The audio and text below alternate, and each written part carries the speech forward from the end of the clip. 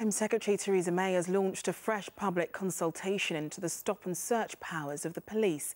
She admits the number of arrests the tactic produces is far too low for comfort. In London, just one stop in every 7 results in an arrest. Ronke Phillips reports. We're just walking down the road from college and they've literally just stopped us, held us against the wall and said they want to search all of our belongings. Lewis Howell is only 19, but he's already been stopped by the police 7 times. On one occasion, he just finished jogging near his home in Lewisham. They said I fit the description of someone who may have just burgled one of the houses in the flats. And okay, so that makes a lot of sense if I'm carrying something, I might have someone's goods. I'm in jogging gear, ankle weights, running trainers. To me, that doesn't make a lot of sense. Stop and search has always been controversial with ethnic minorities. Black men are 7 times more likely to be stopped, and the way the power is sometimes misused is considered to be detrimental to community relations. This was acknowledged by the Home Secretary when she launched the public consultation. Everybody involved in policing has a duty to make sure that nobody is ever stopped just on the basis of their skin colour or ethnicity. The law is clear that in normal circumstances, stop and search should only ever be used where there is a reasonable suspicion of criminality, and that is how it should be. Here in London, where most stop and searches take place, the police accept the tactic is unpopular, but maintain it does work. It's a really important tactic in the fight against crime.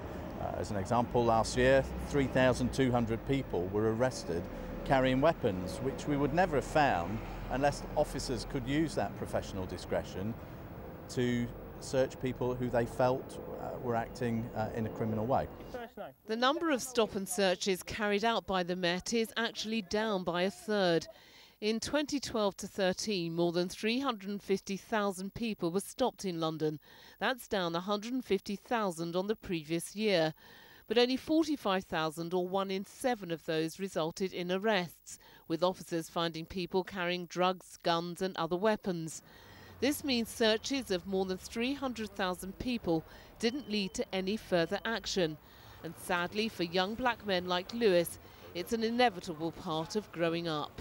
Something that I was almost expecting at some point in my life. I mean, it comes as almost like routine, especially in the area that I live.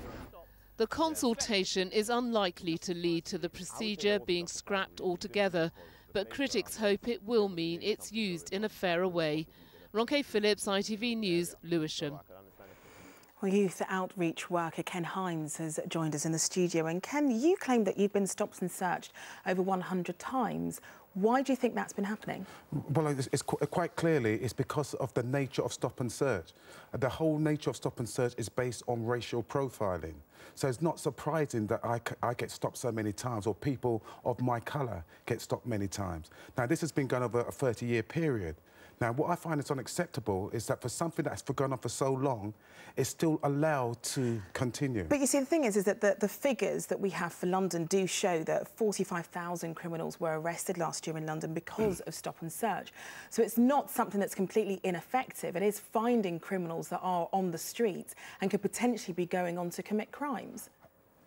When you look at those numbers, I think that's all been sexed up, because I know from monitoring reports from stop and search that every month that you have stop and search, over 50% of stop and search is for misuse of drugs. So it means that when you put that into the mix, what you're actually getting is that it's not surprising that 1 in every 10 out of every stop, there's 10 black men. Well, the figures that we have do show that black people are 5.5 times more likely to be subjected to stop and search than white people. And Theresa May has said that these figures do prove to be quite divisive amongst the ethnic minorities.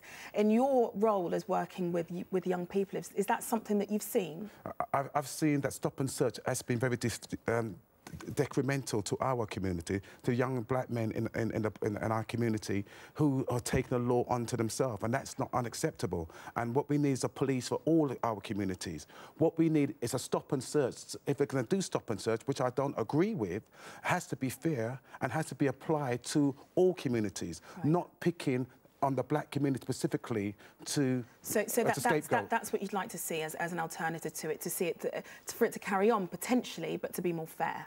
But I would like to see the emphasis move away from the drugs and more onto weapons, like knives and guns and violent offenders. I would like to see stop and search used for that, not on the Mickey Mouse misuse of drugs, which is not hurting nobody. OK, Ken Hines, thanks very much for joining us.